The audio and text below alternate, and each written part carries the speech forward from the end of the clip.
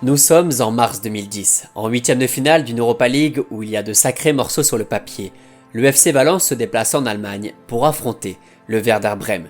D'un côté, nous avons une équipe espagnole avec Jordi Alba, Juan Mata, David Silva et un certain numéro 7. De l'autre, nous avons des Allemands prometteurs avec Marco Marin, Thorsten Frings, Claudio Pizarro ou encore Mesut Özil. La rencontre va commencer tambour battant avec l'ouverture du score de ce fameux numéro 7, un certain David Villa, et un deuxième but de Juan Mata, quelques minutes plus tard. Après le match nul 1-1 à l'aller, les hommes de Unai Emery se sont mis à l'abri et vont alors relâcher un peu la pression. Le Werder va revenir à 2-1, Valence va de nouveau creuser l'écart grâce à son meilleur buteur, mais les Allemands vont combler leur retard en l'espace de 5 minutes. À la 62e minute, le score est donc de 3-3, le Werder n'est plus qu'à un but d'arracher sa qualification. C'est le moment choisi par David Villa pour reprendre les choses en main, pour s'amener parfaitement le ballon après une transversale de Mata, pour offrir à son club un dernier récital.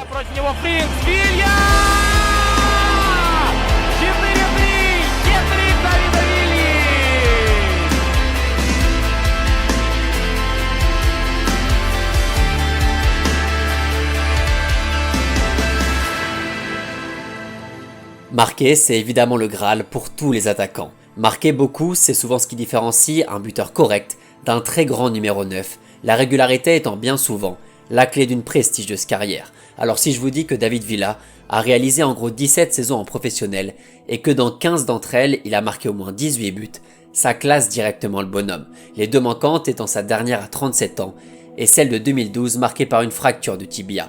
David Villa était une véritable machine à scorer qui a fait de la surface de réparation adverse son espace préféré, même si parfois il aimait aussi s'éloigner un peu pour prendre de la hauteur.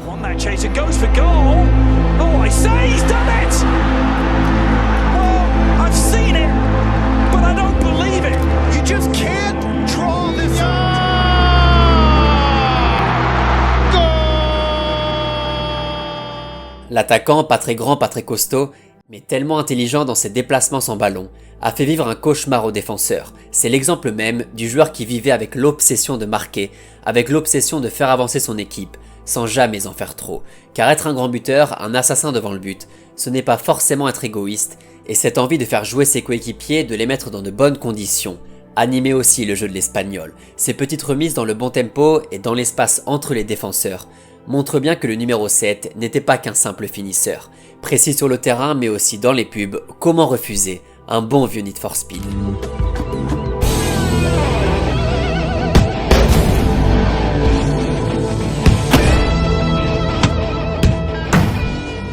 Avec un bon pot de fixation béton dans les cheveux, David Villa a marqué toute une génération et reste encore aujourd'hui l'idole de beaucoup de fans qui ont découvert le football dans les années 2000. Pour son style, sa classe, sa célébration, ses pics et toute sa palette de finition, pied gauche comme pied droit.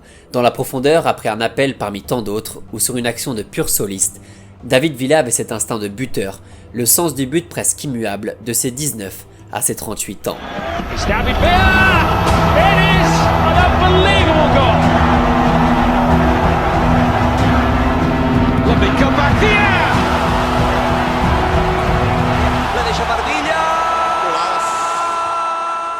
Capable aussi de marquer sur coup franc, une petite douceur façon Messi ou une tremblante façon Juninho, l'AC Milan en fait encore des cauchemars.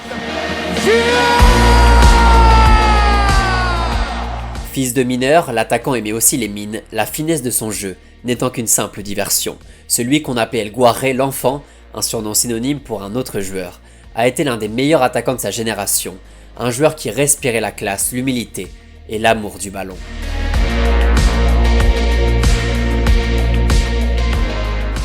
On connaît tous David Villa et on s'en souvient surtout pour son passage au FC Barcelone entre 2010 et 2013, période durant laquelle il formait avec Messi et Pedro, voire même Alexis Sanchez sur la fin, l'un des meilleurs trios d'Europe. En Catalogne, au sein d'un effectif parfaitement huilé et accompagné de l'un des meilleurs joueurs du monde à l'époque, l'Espagnol connaît la gloire, les titres, le succès, le parfum d'une coupe aux grandes oreilles.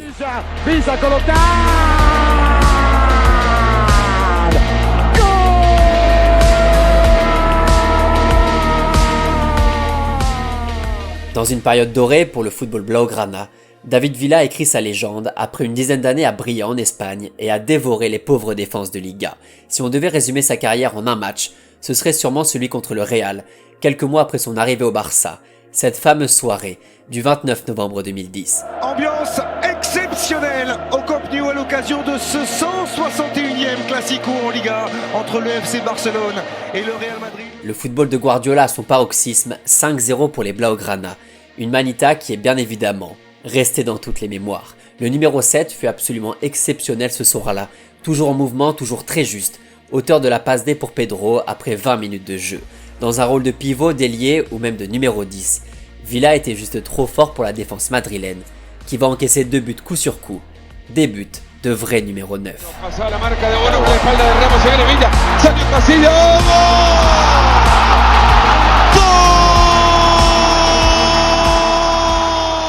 Avec ses déplacements entre les défenseurs, ses courses, ses petites remises, l'Espagnol montre ce soir-là son énorme volume de jeu, et pourquoi le Barça a absolument voulu le récupérer. Pourtant, l'histoire de David Villa, star du football espagnol, est loin d'être idyllique.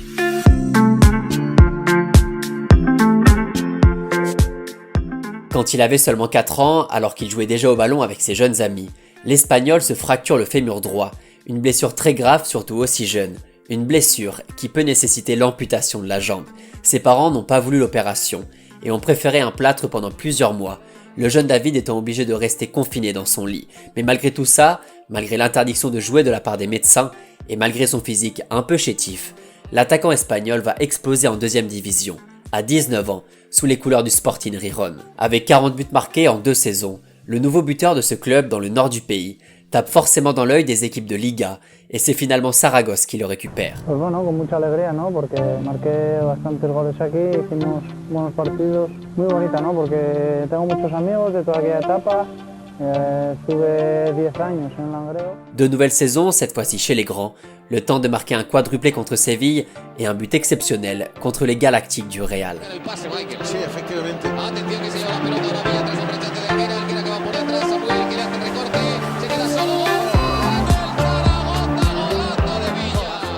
Les Madrilènes décidément qui en ont pris pour leur grade quand Villa était sur le terrain, puisque Saragosse remporte en 2004 la Copa del Rey contre la Maison Blanche. Entouré des meilleurs buteurs de l'époque en Espagne, qu'ils soient uruguayens, camerounais, brésiliens ou espagnols, le feu follet de Saragosse se fait tranquillement sa place. Déjà trop fort, déjà convoqué en sélection espagnole, Villa traverse le pays et rejoint le FC Valence, où il va confirmer toutes les promesses de son éclosion récente.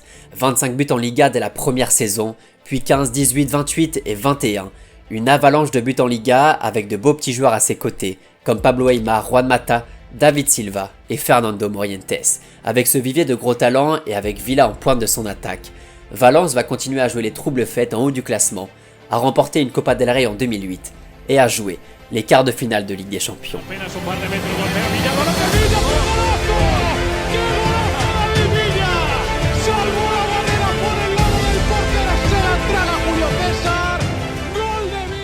Et justement, c'est au cours de cette saison et de l'été qui va suivre que David Villa va vraiment devenir quelqu'un et va aussi remplir son armoire à trophées. On l'avait déjà vu à la Coupe du Monde 2006, notamment contre la France. Une compétition au cours de laquelle le jeune numéro 21 se révèle peu à peu devant les caméras du monde entier. Mais en 2008, lors de l'Euro organisé en Autriche et en Suisse, David Villa illumine les phases de poule, auteur d'un triplé contre la Russie et d'un petit bijou en solitaire contre la Suède dans le temps additionnel. Mais une blessure en demi-finale l'empêche de continuer et Torres, son compère en attaque, finira le travail contre les Allemands. Villa a de nouveau montré tout ce qu'il savait faire sur un terrain en dehors de la Liga et le Real tente alors de l'approcher contre une trentaine de millions d'euros. Le transfert traîne un peu, les deux parties ne tombent pas d'accord et David Villa clame son amour pour les Tchèques. Il veut rester à Mestalla. La Maison Blanche va se résigner et va jeter son dévolu sur un autre attaquant plus jeune et tout aussi prometteur, un certain Karim Benzema. Ya está aquí entre nosotros Karim Benzema. En parlant de la sélection justement, celle-ci va vite devenir son deuxième terrain de jeu et l'opportunité pour lui de rentrer dans l'histoire de son pays. Entre 2008 et 2010, il marque 24 buts en 30 sélections avec l'Espagne, un monstre offensif idéal pour le rouleau compresseur espagnol, un tueur devant les buts qui devient déjà le buteur le plus prolifique de l'histoire de l'Aurora. Raúl et ses 44 buts sont désormais loin derrière. En 2010, David Villa continue son ascension et marque 5 buts lors de la Coupe du Monde en Afrique du Sud, dont un nouveau festival individuel, cette fois-ci contre le Honduras.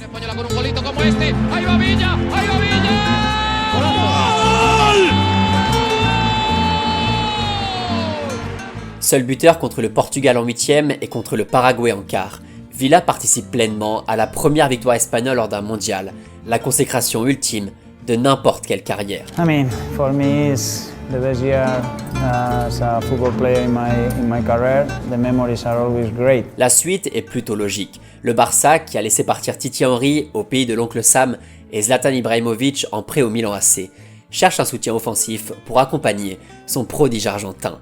Après 5 ans de bons et loyaux services à Valence, David Villa rejoint les Blaugrana, champion d'Espagne en titre, et renfloue les caisses de son ancien club, de plus en plus vide. Hemos traspasado al jugador, a David Villa, al Barcelona por la cantidad de 40 millones de euros. Consideramos que es una buena venta y una venta necesaria. Au milieu de ses collègues de la Rora et dans un environnement footballistique qu'il connaît plutôt bien, Villa se régale et nous régale.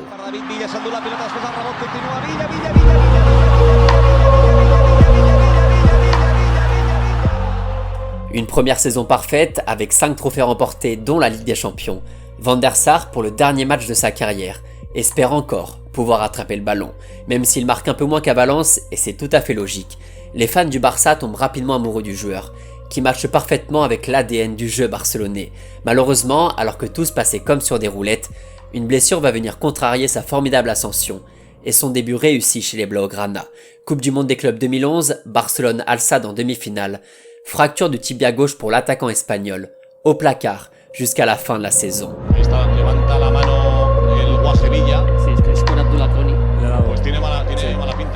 Indisponible pour l'Euro 2012 qui voit l'Espagne remporter la compétition sans véritable numéro 9, David Villa joue sa dernière saison au Barça avant de filer à Madrid chez les Colchoneros pour une dernière danse en Europe.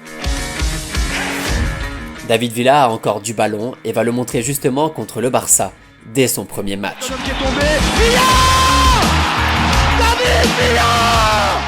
Une bonne volée côté opposé après seulement 12 minutes de jeu sous ses nouvelles couleurs, 13 buts marqués en Liga, une petite finale de Ligue des Champions et son dernier cadeau aussi avec la sélection espagnole. Buteur lors du mondial au Brésil, malgré la déroute collective des hommes de Del Bosque, le joueur va sortir un peu des radars pour flâner en Australie et rejoindre finalement New York en MLS. L'attaquant s'amuse, aux côtés notamment d'Andrea Pirlo ou de Frank Lampard, on a connu pire comme milieu, et fait tellement de bien au championnat. Alors qu'il paraît encore bien en canne, à bientôt 35 ans, David Villa continue son récital.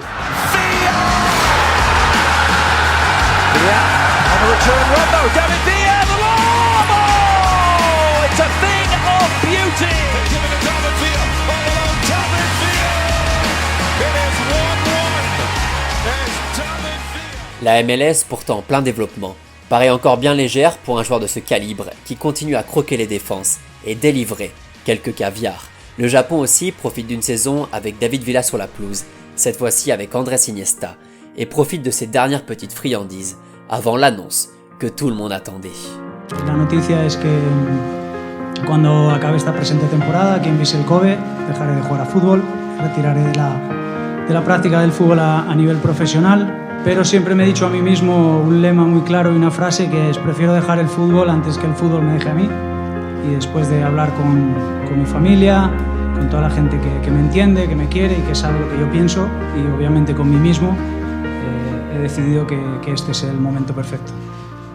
L'Espagnol, aussi juste et pertinent sur un terrain de football qu'en conférence de presse, arrête donc le football à 38 ans, après une superbe carrière. On parle d'un joueur qui a joué pour 4 équipes espagnoles différentes et qui à chaque fois, peu importe le niveau de l'effectif, a réussi à ramener un titre. On parle d'un joueur qui dans une équipe de Valence un peu diminuée, après les grandes folies du début des années 2000, a réussi 5 saisons monumentales au milieu des meilleurs attaquants européens. Là-bas, le joueur est devenu une légende, acclamé à chacun de ses retours même avec un maillot différent, acclamé par tout Mestalla, qui l'a fait lever tellement de fois. David Villa était l'un des éléments clés de la machine espagnole et de sa merveilleuse génération, qui a trouvé en ce numéro 7 un garant de son efficacité offensive. Meilleur buteur de l'histoire de l'Aurora avec 59 buts marqués. David Villa, une balle de 1-0. Et l'ouverture du score pour l'Espagne. Meilleur buteur de l'Euro 2008, co-meilleur buteur de la Coupe du Monde 2010. El Guare est devenu un géant et fait partie sans aucun doute des plus grands attaquants du 21e siècle, du moins l'un des plus sous-cotés. Au total, il y a plus de 420 buts marqués, soit plus que Thierry Henry, que Shevchenko ou que Ruud van Nistelrooy, et autant que Samuel Eto'o, juste pour situer un peu le bonhomme, entre le Camerounais avant lui et Suarez après lui.